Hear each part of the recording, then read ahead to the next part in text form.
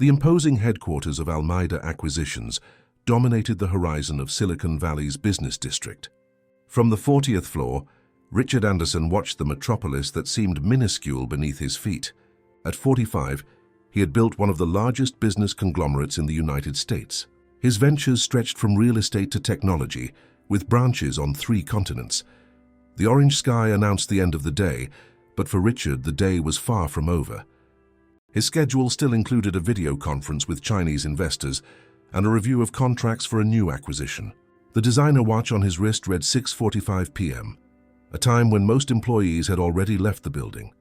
A discreet knock on the tempered glass door interrupted his thoughts. "Excuse me. Mr. Anderson, I've prepared the presentations for the meeting with the Chinese investors and adjusted a few points that might cause confusion." Helen Miller entered with silent steps, as she always did. In 10 years as his executive assistant, she never needed to raise her voice or show any sign of fatigue. Her dark hair always impeccably tied in a discreet bun, and her immaculate navy blue pantsuit were as much a part of her professional identity as her legendary efficiency. "Thank you. Helen, I don't know how you managed to anticipate everything," Richard replied without looking away from his laptop screen. "I'm just doing my job." "Sir?" she responded with a contained smile, placing a folder with meticulously organized documents on his desk. "I also brought your coffee just the way you like it and separated your migraine medication in case you need it during the meeting." Richard finally looked up. Helen knew that negotiations with the Chinese often triggered his headaches. As always, she had thought of everything. "Are you staying for the video conference?"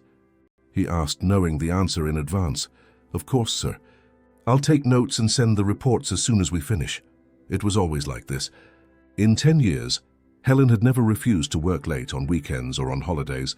She never asked for time off for family matters or showed up with dark circles from a restless night spent with a sick child or domestic problems. For Richard, this was perfect. He had made his preference for professionals without family complications clear from the start. After his wife, Cynthia, died in a helicopter crash 5 years ago, Richard had retreated even further into his corporate shell. Work became his sole purpose and Helen, his most valuable professional extension. She knew every detail of the business, every personal preference of her boss, every corporate secret of Anderson Acquisitions. The video conference with the Chinese investors extended until 10:30 p.m. When the last Asian executive said goodbye on the screen, Richard let out an exhausted sigh. "That went better than I expected," he commented, loosening his tie. Helen was already organizing the notes on her tablet. They seemed especially interested in the expansion into the Midwest. "I'll prepare a more detailed presentation on the projects in Chicago and Minneapolis for the next meeting." "Perfect," Richard mumbled, massaging his temples. "By the way, do you have the updated audit numbers? Mark mentioned that the finance department has completed the first phase of the annual review." "Yes, sir. The reports were sent to your email, and I also left a printed copy in the red folder." Richard nodded, still impressed by her efficiency after all these years. "You can go." "Helen, it's late." "You should get some rest too," she ventured, in a rare moment of personal concern. "I still have a few things to review," he replied automatically. "We have the board meeting at 8 a.m. tomorrow." "I'll be here at 6:30 a.m. to prepare everything," Helen assured, adjusting her handbag on her shoulder. "Good night, Mr. Anderson." He just nodded, already immersed in the audit report numbers. Helen left silently, like a corporate ghost who appeared and disappeared as needed. From the panoramic elevator, Helen watched the illuminated city. Despite her fatigue, her day was not over yet. She took her cell phone from her bag and checked her messages. 3 missed calls from Ms. Davis. Her heart tightened. She quickly dialed back. "Hello, Ms. Davis. I'm sorry I couldn't answer earlier. I'm just leaving work now."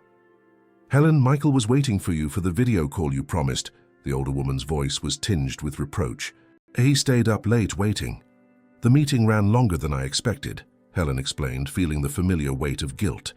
"Is he still awake?" "No, dear. He's already gone to bed. He has a physics test tomorrow and needed to rest." Helen closed her eyes for a moment, taking a deep breath to contain her emotion. "Another broken promise, I understand. Please tell him I'll call tomorrow without fail. And if you can, tell him. Tell him his Aunt Helen sends her love. I will. But you know how disappointed he gets. I know. Ms. Davis, believe me, I know. After hanging up, Helen allowed herself a few seconds of fragility. A solitary tear rolled down her carefully made-up face. She quickly composed herself before the elevator doors opened on the ground floor. On the way to the nearly empty parking lot at that hour, Helen thought about Michael. The son no one knew she had. The son she visited only on weekends, pretending to be a distant aunt who cared for a brilliant orphan. The son she had left at the New Horizon Educational Institute, an elite boarding school since he was 5 years old. As she started her car, Helen looked at the photo in the glove compartment, the only image of Michael she allowed herself to keep close. A 15-year-old with intelligent eyes and a shy smile, wearing the Institute's uniform. No one would ever suspect that this was her son. And she intended to keep that secret at any cost. As she drove through the less congested streets of Silicon Valley, Helen had no idea that her 10-year secret would soon be exposed to the very person she hid it from the most. The next morning, Richard arrived at the office just after 7. As expected, Helen was already there, meticulously arranging the board meeting room. A tray with coffee, water, and snacks was strategically positioned, individual folders for each board member, and the projector was tested and working. "Good morning, Mr. Anderson," she greeted him as she saw him standing in the doorway. "Everything is ready for the meeting. I also prepared an executive summary of the most contentious topics, in case you need it." Richard nodded, observing his assistant's usual efficiency. He was wearing a dark gray bespoke suit that perfectly matched his severe expression.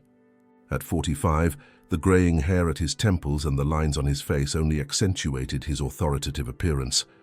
"Thank you. Helen, I just received a message from Mark requesting a private meeting after the board meeting. It seems they found something unusual in the audit." Helen maintained a neutral expression, but a careful observer would have noticed the slight stiffening of her shoulders. "Any serious irregularities?" she asked in a controlled voice. He didn't specify. "Just said he needed my personal attention for a delicate matter." The board meeting proceeded as usual, heated discussions about new acquisitions, quarterly performance analyses, and debates about international expansion strategies. Helen remained discreet in the corner of the room, taking notes and occasionally providing data when requested. No one questioned her presence at these confidential meetings. She was practically an extension of Richard, his walking institutional memory. When the last board member left the room, Mark Peterson, the CFO of Anderson Acquisitions, entered with a black folder under his arm. The methodical man of 52, Mark was known for his obsession with details and his inflexibility regarding procedures. "Helen, would you mind giving us a moment?" Richard asked, noticing the CFO's serious expression. "Of course. I'll be in my office if you need anything." As soon as the door closed, Mark opened the folder on the table. "Richard, during the benefits audit, we found an unusual pattern in an employee's payments." He pushed a printed spreadsheet toward Richard. "Helen Miller makes substantial monthly transfers to an institution called the New Horizon Educational Institute. The amounts represent nearly 70% of her net salary." Richard frowned, analyzing the numbers highlighted in yellow on the spreadsheet. "And why would that be relevant to me? Employees can do whatever they want with their salaries." "Under normal circumstances, yes," Mark agreed, adjusting his wire-rimmed glasses. "But we have two worrying points here. First, this institute does not appear among the registered charities in our tax incentive program, which is strange considering the volume of donations she makes. Second, we investigated this institute and it's an elite boarding school, not a charity." Richard leaned back in his chair, deep in thought. "And why would that concern us? Maybe she has a nephew or godson studying there." "Perhaps," Mark said cautiously. "But considering that Helen has access to the most confidential information in the company, any atypical financial behavior deserves attention. Our compliance protocol recommends—" "I understand," Richard interrupted, raising his hand. "I'll talk to her about it. Leave it to me." When Mark left, Richard remained seated, contemplating the spreadsheet in front of him. In 10 years, Helen had never shown any suspicious behavior. Her loyalty was unquestionable. Why then this uncomfortable feeling upon discovering she had a financial connection to an institution she had never mentioned? After a few minutes of reflection, Richard decided not to confront Helen immediately. Something about the situation required a deeper investigation. He picked up the phone and called Paul Monroe, a private investigator who had previously provided confidential services to the company. "Paul, I need a discreet investigation into the New Horizon Educational Institute and any connection to my executive assistant, Helen Miller. Top priority, absolute discretion." Throughout the day, Richard watched Helen with new eyes. Every gesture, every word now seemed charged with possible hidden meanings. How could someone so close, who knew every detail of his professional life and much of his personal life, keep something so significant a secret for so long? In the afternoon, while reviewing contracts in his office, Richard tried to probe indirectly. "Helen, we're revising the company's benefits policy. Do you have any suggestions for improvements that could benefit employees with dependents?" She seemed to consider for a moment before responding with her usual professionalism. "I believe a more robust educational program would be welcome. Perhaps partnerships with educational institutions for scholarships." "You don't have any children or nephews who could benefit from that, do you?" Richard asked, keeping his tone casual. Helen hesitated for a fraction of a second, so brief that anyone less observant wouldn't have noticed. "No, sir. As you know, I don't have any close family." The small hesitation was enough to confirm Richard's suspicions. Helen was hiding something. At the end of the afternoon, Paul called back. "I have preliminary information on the institute. It's a high-end boarding school in Napa Valley, focused on high-achieving academic students. As for your assistant, I discovered something interesting. She regularly visits the institute on Sundays, always seeing the same student, Michael Miller, 15 years old." "Is she related to the boy?" "In the institute's records, she is listed as his aunt, but I'm waiting for access to more detailed information. I should have something concrete in 48 hours. Richard thanked him and hung up, feeling strangely disturbed. Why would Helen lie about having a nephew? And why would she commit a large part of her salary to keep him in an elite boarding school? The answer came sooner than he expected. That same night, while working late, Richard decided to personally search for Helen's hiring file in the HR system. Something in the original admission form caught his attention. In the section on dependents, Helen had clearly checked none. There was no mention of nephews or any other family member. In the same digital folder, he found a file of newspaper clippings that the HR department kept on standout employees. An article from 6 years ago mentioned Helen receiving an internal award for excellence, with a small biographical note. Helen Miller, 32, executive assistant to CEO Richard Anderson, exemplifies dedication and professionalism. With no family ties to hold her back, she dedicates herself fully to the company, often being the first to arrive and the last to leave. Richard felt a growing unease. The phrase "no family ties" echoed in his mind as he confronted the new data. Substantial monthly transfers, Sunday visits to a boarding school, a teenager who shared her last name. Determined to discover the truth, Richard did something he never imagined doing in 10 years of working with her. He scheduled a surprise visit to the New Horizon Educational Institute for the following Sunday. If Helen was going to be there, as Paul had reported, he would finally find out what kind of aunt she really was. The New Horizon Educational Institute loomed imposingly amidst green areas in the most exclusive region of Napa Valley. The contemporary architecture with neoclassical touches conveyed exactly the intended message: tradition combined with innovation. Richard parked his Mercedes-Benz a strategic distance from the main gate, adjusted his watch, and double-checked Paul's message with Helen's usual visiting hours. She usually arrives at 10 a.m. and stays until 4 p.m. She always has lunch with the boy at the campus restaurant. It was 9:45 a.m. on Sunday. The spring sky was clear, and students of various ages circulated through the well-kept gardens, some accompanied by visiting parents or family members. Richard felt out of place there, an intruder in a ritual of family affection that he had long abandoned in his own life. He adjusted his dark sunglasses and the discreet baseball cap he was wearing as a makeshift disguise. As a well-known figure in the business world, the last thing he wanted was to be recognized spying on his assistant. At 9:58 a.m., a silver Hyundai HB20 entered the parking lot. Richard immediately recognized Helen behind the wheel, although he had never seen her dressed like that. Jeans, a light t-shirt, and her hair loose, falling over her shoulders. She looked like a completely different person from the formal, reserved assistant he knew.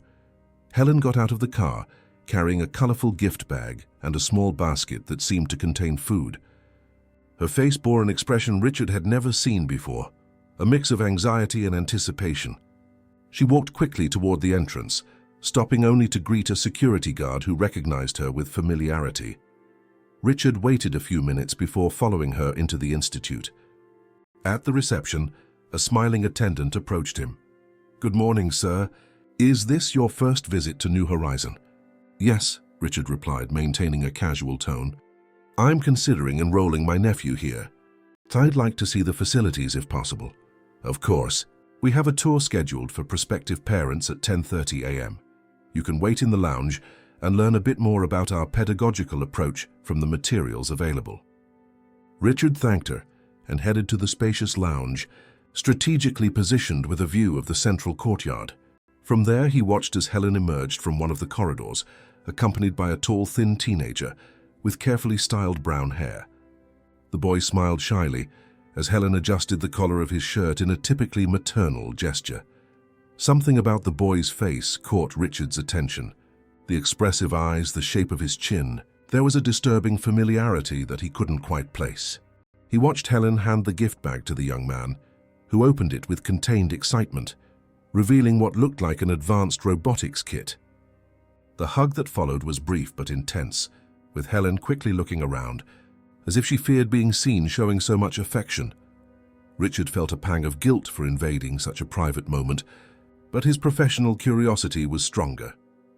When the tour for prospective parents began, he joined the small group, keeping a safe distance from Helen and the teenager, who were now heading to the common area. The tour guide, an enthusiastic educator, led the group through science labs, art studios, sports courts, and immaculate dormitories. "Our students are encouraged to develop both academic excellence and social-emotional skills," she explained. "The Institute prioritizes students with exceptional potential, offering partial or full scholarships for cases of proven academic merit." During the visit to the engineering labs, Richard noticed several awards displayed in showcases. The guide explained proudly, "These are trophies from national and international competitions.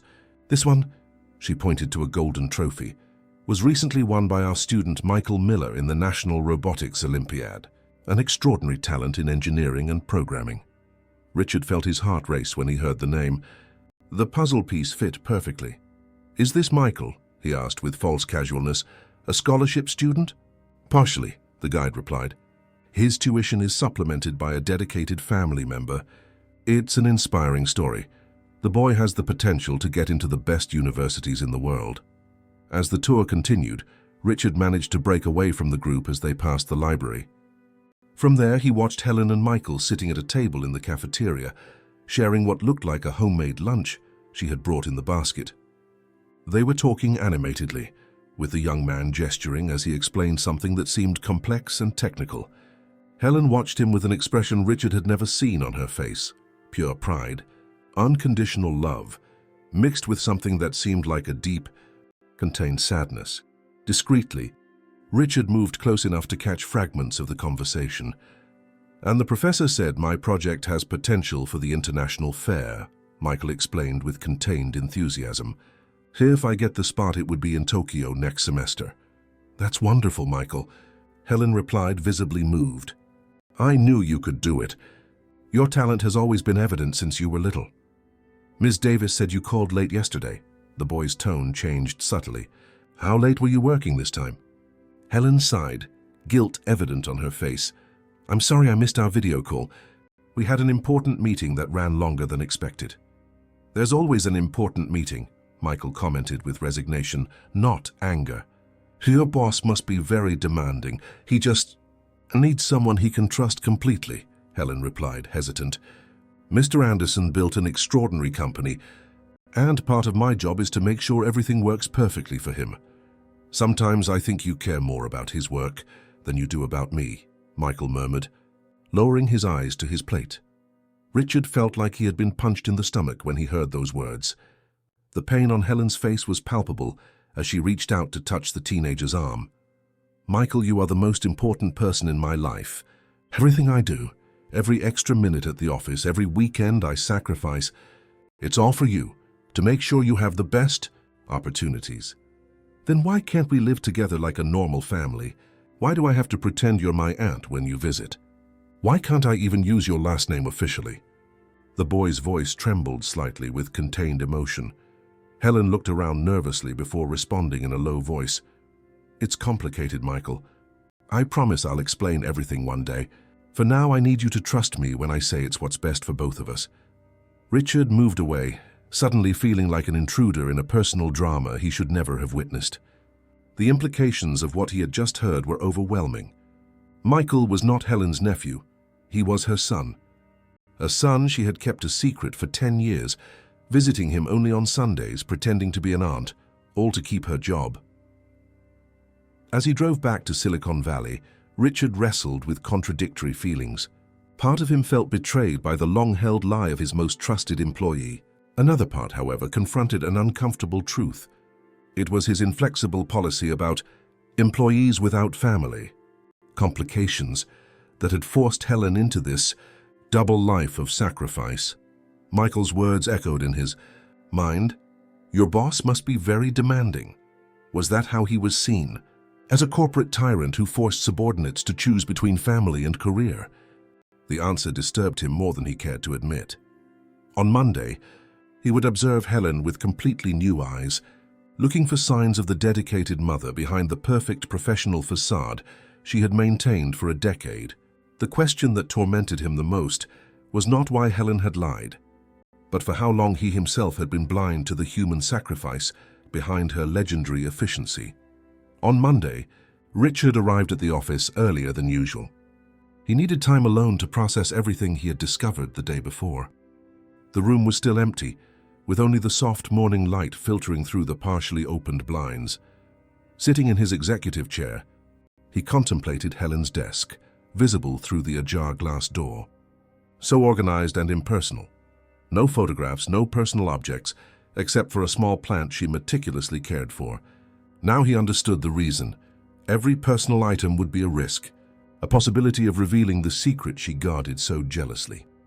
At 6:45 a.m., the familiar sound of Helen's high heels echoed down the silent corridor.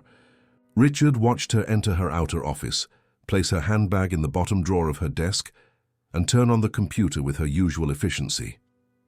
However, today, he noticed details that had previously gone unnoticed: the slight dark circles disguised by careful makeup, the subtle tension in her shoulders, the almost imperceptible sigh before she adopted her perfect professional posture. "Good morning, Mr. Anderson," she said, noticing his presence. "You're early today. Can I get your coffee?" "Good morning, Helen. Yes, please."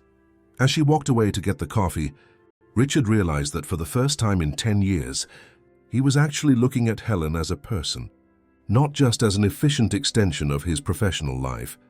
Who was this woman who had sacrificed so much of her personal life for a job and for a son she could barely publicly acknowledge? Helen returned with the coffee exactly as he liked it. As she placed the cup on his desk, Richard noticed a detail he had never observed before: a small scar on the inside of her wrist, normally hidden by her blazer sleeve or watch bracelet. "Helen, I'd like you to block out 2 hours on my schedule this afternoon. We need to discuss something important." She nodded, maintaining a neutral expression, although Richard could have sworn he saw a flicker of apprehension in her eyes. "Is there any specific documentation I should prepare?" "No, it's something more personal. Just make sure we're not interrupted." The day unfolded with a silent tension hanging between them. Helen performed her tasks with her usual precision, but Richard noticed small signs of nervousness, the discreet tapping of her fingers while waiting for documents from the printer, the way she checked her phone more frequently than usual, as if expecting an important message. At 3 p.m., as scheduled, Helen entered Richard's office with a notepad. Closing the door behind her, she sat down with her usual perfect posture, but her fingers gripped the pen with unnecessary force. "I'm at your disposal, Mr. Anderson." Richard took a deep breath. carefully choosing his words. Helen, we've worked together for 10 years. You know every aspect of my professional life and a good part of my personal life. You know about my divorce, about losing Cynthia, about my most trivial preferences, like how I like my coffee or which tie I prefer for important meetings. She nodded, not understanding where this conversation was leading. However, he continued, I realize I know very little about you outside these corporate walls, and that made me question what kind of person I've become. What kind of environment I've created, where an employee feels they need to hide fundamental aspects of their life to keep their job. Helen visibly paled, but maintained her composure. Sir, I don't quite understand. I was at the New Horizon Educational Institute yesterday. Helen. The words hung in the air like a bomb that had just exploded. Helen dropped her pen, her hands trembling slightly. For a long moment, no one said anything. The noise of the air conditioning seemed deafening in the tense silence. I understand, she finally managed to say, her voice almost a whisper. I imagine you found out about Michael. Richard nodded, watching as she seemed simultaneously relieved and terrified. I'm not here to judge or punish you, Helen. I'm here to understand. Why did you hide that you had a son all these years? Helen closed her eyes for a moment, as if gathering strength for a long-avoided confession. When I came for the interview at this company, Michael was only 5 years old. I was a single mother, a recent graduate with student debt and a small son to raise alone. During the selection process, I heard rumors about your preference for professionals without family complications. One of the HR managers informally commented that you had dismissed qualified candidates for having young children who might compromise their dedication to work. Richard felt the weight of guilt as he recognized the truth in those words. It was exactly the kind of unofficial policy he enforced. So you lied on the admission form. Yes, Helen admitted, raising her chin in a rare display of defiance. I desperately needed this job. The position offered a salary that could give Michael the education he deserved, so I checked none in the dependents section and maintained the facade ever since. And the institute. How did Michael end up living there? Helen sighed, running a hand through her hair in an uncharacteristic gesture that revealed her nervousness. In the first few years, I left him with a nanny during the day. But as my responsibilities increased, the extended hours made it unsustainable. No nanny would agree to stay until 10 or 11 p.m. regularly. Regular schools didn't offer a structure for the son of a single mother who worked so much. She paused, as if reliving those difficult moments. One day, Michael became seriously ill with pneumonia. I had to miss work for 3 days to take care of him at the hospital. Do you remember that? Richard frowned, trying to recall. You said you had food poisoning. Exactly. I lied because I was afraid of losing my job. If you knew I had a sick child who might interfere with my responsibilities. After that episode, I realized I needed a more permanent solution. That's when I found the New Horizon Institute. And you pretended to be his aunt. Helen nodded, contained tears shining in her eyes. The institute has strict rules about frequent visits. Parents can visit on weekends and be actively involved in their children's school life. Other relatives have more limited access. I enrolled Michael as an orphan of parents, with an aunt as his legal guardian, me. That way, if anyone from the company saw me there, I could maintain the story that I was visiting the son of a deceased cousin. Richard felt a wave of compassion mixed with guilt as he realized the extent of the sacrifice Helen had made. And why did you continue with this charade for so long? Surely after a few years of exemplary work, you could have revealed the truth. Helen smiled sadly. Mr. Anderson, you never changed your stance on family complications. 3 years ago, you dismissed Carla from the legal department when she got pregnant and needed extended maternity leave because the baby was born prematurely. Last year, you refused to promote Paul from accounting because he asked for flexible hours to care for his son with special needs. Each example was like a needle pricking Richard's conscience. It was true. He had always valued total availability above all else. And Michael? How does he deal with this situation? Helen's expression became even sadder. He suffers from my absence, obviously. In the beginning, it was easier, a small child, adaptable. But now, as a teenager, he questions it. He wants to know why he can't use my last name officially. Why we don't live together as a normal family. Why I have to maintain this charade of being just his aunt. And his father. Helen stiffened visibly. He's not in the picture. Never was. When he found out about the pregnancy, he simply disappeared. Michael doesn't know his father and doesn't care to. Richard got up and walked to the window, watching the city below.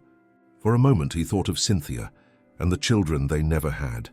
What would it have been like to be a father? Would he have been a present father?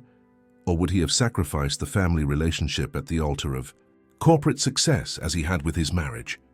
Michael seems like an extraordinary boy, he commented, turning to Helen. I saw his trophies at the Institute. Robotics, right? For the first time in that conversation, a genuine smile lit up Helen's face. Yes, he's brilliant with machines and programming. Ever since he was little, he would take toys apart to understand how they worked. By age 12, he was already building robots from scratch. He dreams of studying engineering at MIT. He looks like you, Richard observed. Helen let out a soft laugh. Almost nothing, actually. Physically, he's very much like his father. But the determination and persistence, he inherited those from me. A comfortable silence settled between them, as if an invisible weight had been lifted. Helen finally asked the question that had been on her mind since the beginning of the conversation. What happens now, Mr. Anderson? Am I going to be fired for lying during my hiring? Richard looked at her for a long moment before answering. No. Helen, what happens now is that we need to rethink many things. Me as an employer, as a person, and you as a mother who deserves to see her son grow up without having to live a lie.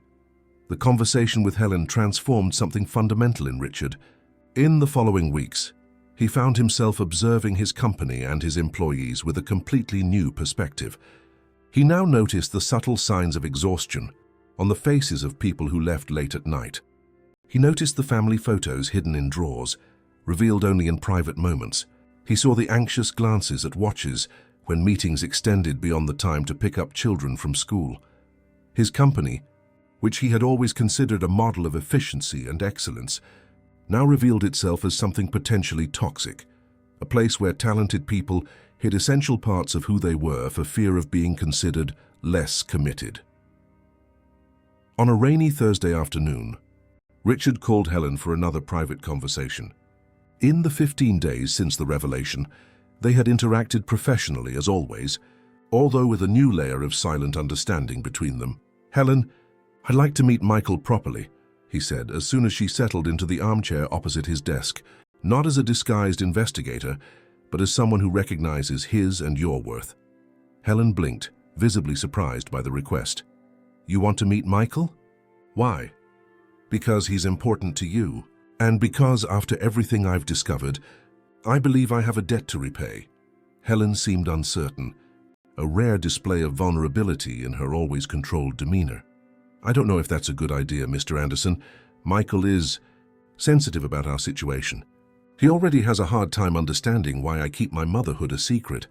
If he finds out my boss knows the truth, what if I'm not like your boss? Richard interrupted softly. What if I'm just someone who admires his work in robotics and wants to meet him as a person? Helen considered the proposal, lightly biting her lower lip, a gesture Richard had never noticed before. This Sunday is Michael's birthday, she finally said. He's turning 16. I'm taking him out to lunch away from the Institute, something we rarely allow due to the risk of being seen together in public. Maybe you could join us. I would be honored, Richard replied with sincerity. And, Helen, when we're not in a professional context, could you just call me Richard?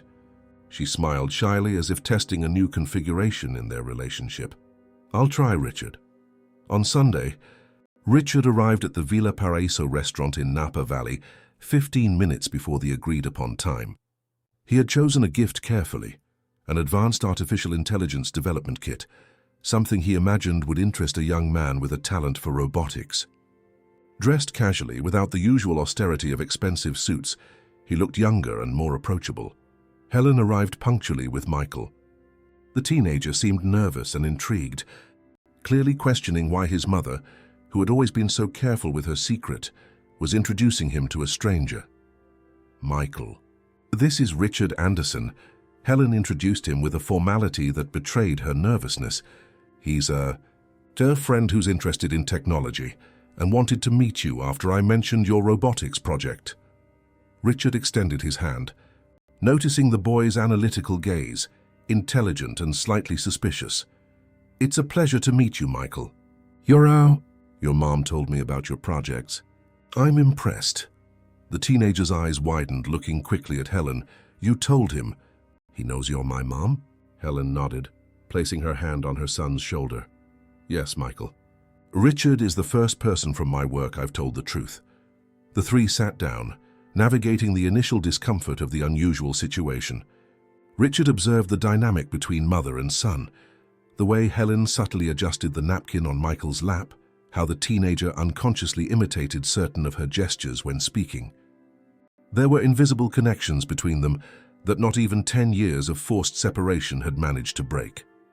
Gradually, as lunch progressed, Michael began to relax. When Richard mentioned his genuine interest in engineering and technological innovation, the teenager visibly brightened. I'm working on a low-cost robotic prosthetic project, Michael explained, his eyes sparkling with enthusiasm. The idea is to create accessible artificial limbs for growing children, using 3D printing and recycled components from discarded electronics. That's extraordinary, Richard replied, genuinely impressed.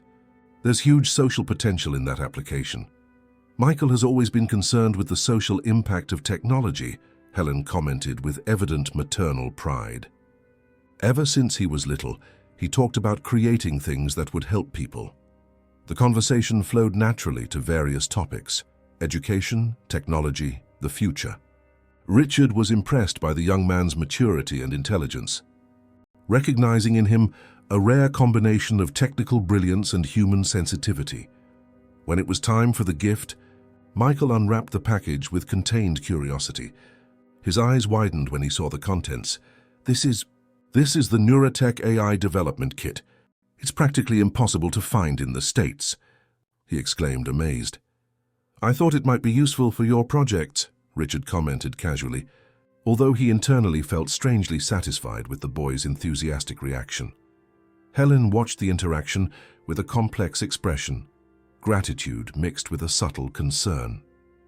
While they enjoyed dessert, Michael finally asked the question that had clearly been on his mind from the start.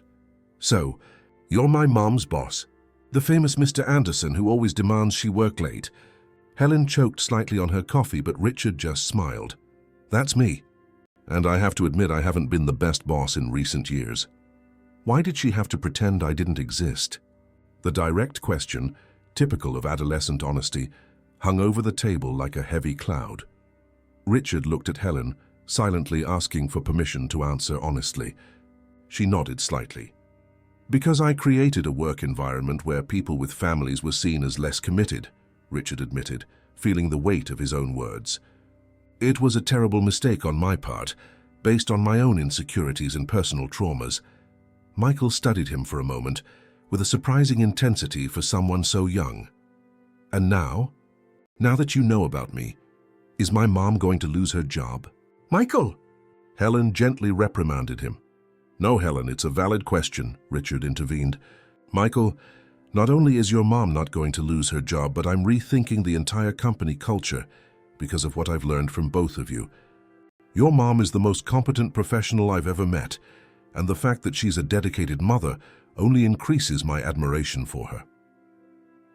Lunch ended on a surprisingly light note. When they said goodbye in the parking lot, Michael surprised both his mom and Richard by extending his hand for a formal handshake. Thanks for the gift and for the honesty, the teenager said. Maybe you're not as terrible as I imagined. Helen blushed with embarrassment, but Richard laughed. That's the best compliment I've received in a long time. Michael. On the way back to Silicon Valley, Richard reflected on the meeting.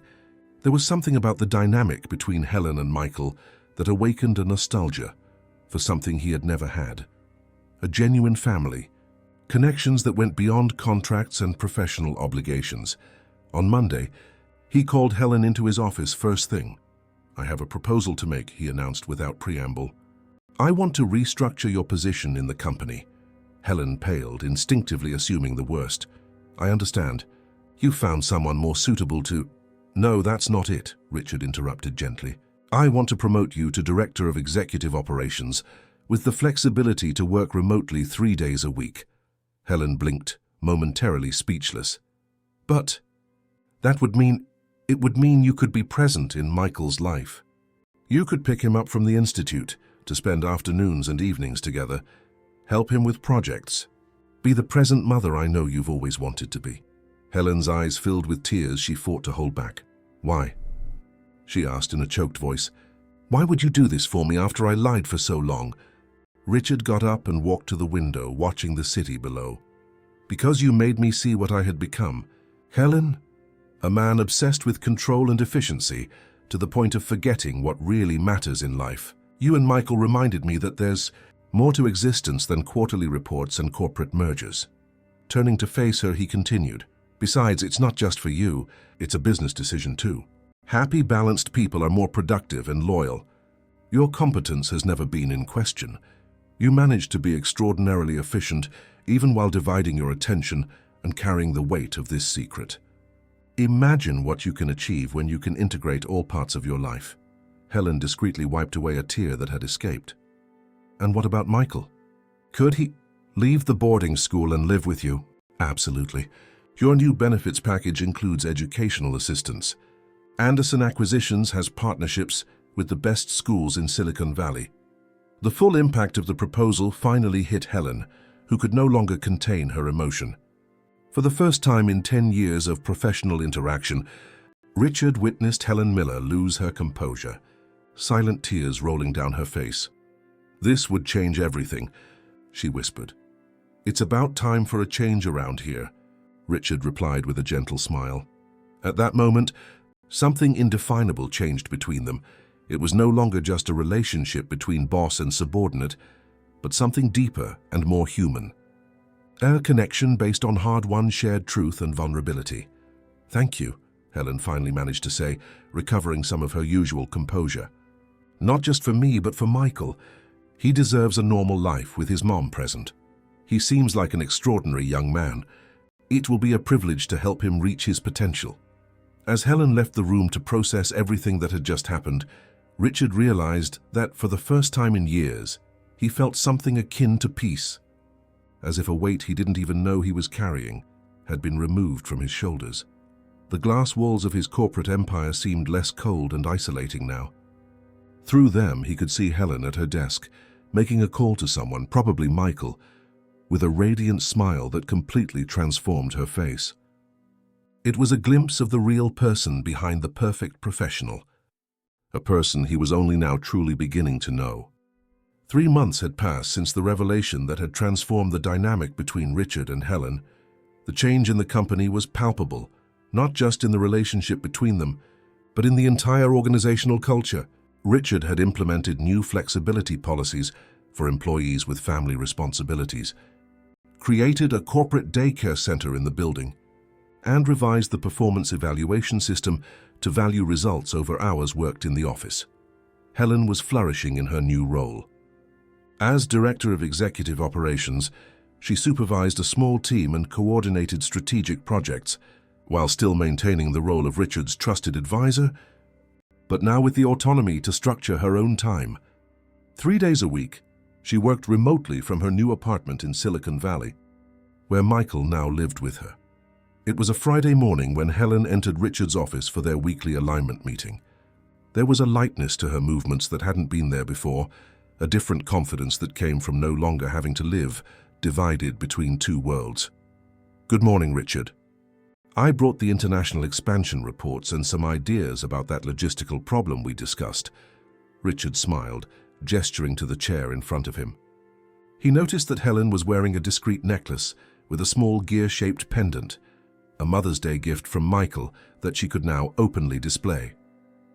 How is Michael adapting to the new school? Helen's face lit up with that maternal smile that was once reserved only for her private moments at the Institute. Surprisingly well. I thought it would be difficult for him after so many years in boarding school, but he's already formed a group of friends interested in robotics. They're even signed up together for the American Robotics Olympiad. Sounds like someone I know, Richard commented with a knowing smile. In the past year, the Hands of the Future project, an initiative born from Michael's prototype, had become an official program of the Anderson Foundation. More than 50 children across the United States had already received prosthetics developed by the team, led by the young prodigy, now 17 years old. The presentation tomorrow would be for international investors interested in expanding the program to other countries in Latin America. I still can't believe he'll be in college in a few months, Helen commented with that mix of pride and melancholy, typical of mothers whose children are about to take flight. MIT has always been his dream, but the idea of him living in Cambridge makes my heart ache. Richard gently took her hand, a gesture that had become natural in recent months, since their relationship had evolved into something beyond friendship. It's only a few hours away. And I'm sure he'll come home every weekend to check if I'm not taking his place in the apartment. Helen laughed, squeezing his hand in return. You know he adores you. In fact, sometimes I think he prefers to discuss certain topics with you than with me. It was true. Over the past year, Richard had become a constant presence in Michael's life, first as a mentor for the prosthetic project, then as a friend, and gradually as a father figure the teenager had never had. It was a relationship that had surprised everyone, including themselves. In the distance, they saw Michael approaching with his characteristic, energetic gait. At 17, he was taller than Richard, with the slender physique of someone who had grown too fast. He carried a backpack full of books and his inseparable laptop where he developed his programs. "You're not going to believe this," he exclaimed, before even getting close enough for a proper greeting. Dr. Tanaka confirmed he'll be at the presentation tomorrow. He's practically a legend in robotic biomechanics. Helen smiled at her son, recognizing the shine of excitement in his eyes. "That's wonderful, Michael. But you look like you urgently need a coffee. When was the last time you got a decent night's sleep?" "Sleep is overrated, Mom," the young man replied with that typically adolescent tone. "Richard, could you review my presentation one more time? I made some changes to the part about large-scale implementation." "Of course, but first let's get you properly fed," Richard replied, putting his arm around the boy's shoulders. "Your mom's right, you look exhausted." The three of them walked to a nearby cafe, a small unconventional family formed by life's unexpected paths. As Michael devoured a sandwich and animatedly explained the latest adjustments to the project, Richard watched Helen. A year ago, she never would have imagined she could have this: a successful career, her son by her side, and a relationship based on mutual respect and understanding. "So," Michael commented between sips of juice, "have you two decided on the apartment yet?" Helen and Richard exchanged glances. In recent weeks, they had discussed the possibility of living together, a significant step for both of them. "We're still evaluating options," Helen replied cautiously. Translation: Mom is worried it's too soon, and Richard is impatiently waiting for her to make up her mind, Michael commented with the brutal honesty of teenagers. "Michael!" Helen gently reprimanded him, though a smile played on her lips. "What? Am I lying?" The young man raised his eyebrows defiantly. "Look, I know I'm technically a minor for a few more months, but you don't have to walk on eggshells around me. I'm perfectly comfortable with you two together. In fact," he hesitated briefly, "I think you're good for each other." Richard felt a wave of affection for the young man. In many ways, Michael had been the catalyst for the most significant transformation of his adult life. Through him, Richard had rediscovered parts of himself that he thought were lost forever after the personal tragedy that had marked him. "Your opinion means a lot to us, Michael," Richard said sincerely. "And for the record, I'm not impatiently waiting for your mom to make up her mind. I'm respecting her timeline, which is coincidentally geological," Michael murmured with a half-smile. Helen rolled her eyes, but her expression was one of pure happiness. After the coffee, they walked through the park again, discussing details of the next day's presentation. When Michael ran ahead to greet some school friends he had spotted, Richard and Helen stayed behind, walking slowly hand in hand. "He's right, you know," Helen commented softly. "I'm taking a long time to make an obvious decision." Richard gently squeezed her hand. "Everyone has their own pace. Helen, after keeping a secret for 10 years to protect your son, It's understandable that you're cautious about big changes. She stopped walking, turning to face him directly. It's not caution, Richard. It's fear. Fear of being too happy, of finally having everything I've ever dreamed of and then losing it all somehow. The vulnerability in her confession touched Richard deeply. This was the real Helen, not the perfect, unflappable assistant, but a woman who carried scars from invisible battles and still had the courage to risk herself again.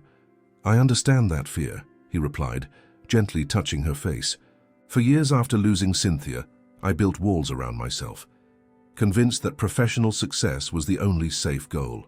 You and Michael tore down those walls, showed me there's more to life than spreadsheets and contracts. What if it doesn't work out? What if we discover we work better as boss and employee, or just as friends? Richard smiled, recognizing his own fears in her doubts. We don't know the future, Helen. What I do know is that for the first time in many years, I'm not just existing, I'm living. And that's thanks to you and Michael, she smiled. That genuine smile that still surprised him with its disarming beauty. Who would have thought the feared CEO Richard Anderson would become such a wise and patient man? I had good teachers, he replied, leaning in to kiss her softly. The next morning, the auditorium of the Anderson Foundation was packed for the presentation of the Hands of the Future project. In the front row, Helen watched with pride as Michael, wearing a suit that made him look older than his 17 years, confidently presented the program's results and plans for expansion. Next to her, Richard occasionally took notes, but mostly watched the young man with unequivocal paternal pride. When Michael demonstrated the functioning of the latest prosthetic, assisted by an 8-year-old girl who could now hold a pencil for the first time, there was a wave of emotional applause. He's amazing, Richard whispered to Helen. He has your determination and intelligence. And your sense of strategy, she replied with a smile. That part about the social return on investment has your signature all over it. At the end of the presentation, while investors surrounded Michael with questions and congratulations, Richard pulled Helen to a quiet corner of the lobby. I've made a decision, he announced with a determined glint in his eyes. I'm going to reduce my executive role in the company. Helen stared at him in surprise. What do you mean? You love Anderson Acquisitions. You built it all from the ground up. Exactly. I built a solid company with a competent team. Now I want to build something different, a life that isn't just defined by professional achievements. And what would you do? She asked, intrigued by the unexpected change. I'd dedicate more time to the foundation, expanding programs like Michael's, maybe teach at a university, share experiences with young entrepreneurs. He paused, holding her hands. And most importantly, I want time for us to build something together, without the power dynamic of a professional relationship complicating things. Helen studied him for a long moment, seeing the sincerity in his eyes. You're serious, completely. In fact, I've already talked to the board about the transition. Charles will take over as operational CEO, while I'll keep the chairmanship of the board with more strategic functions. And would that make you happy? After so long defining yourself by your work, Richard smiled, that genuine smile he rarely displayed in the corporate environment.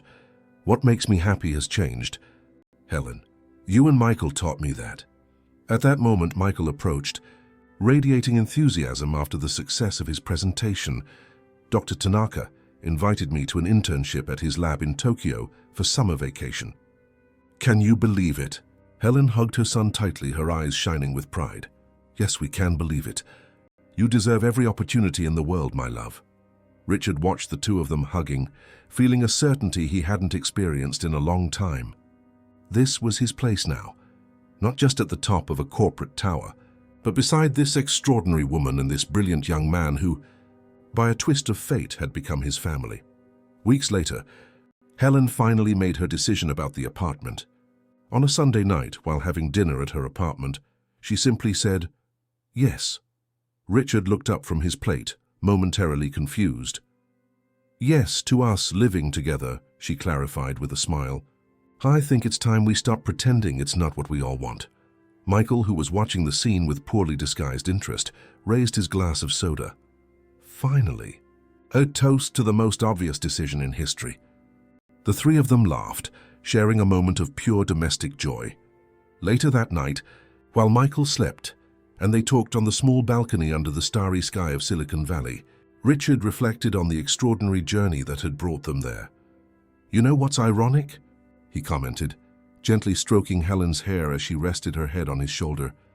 "I spent years looking for the perfect assistant, someone without family complications, who could dedicate herself entirely to work.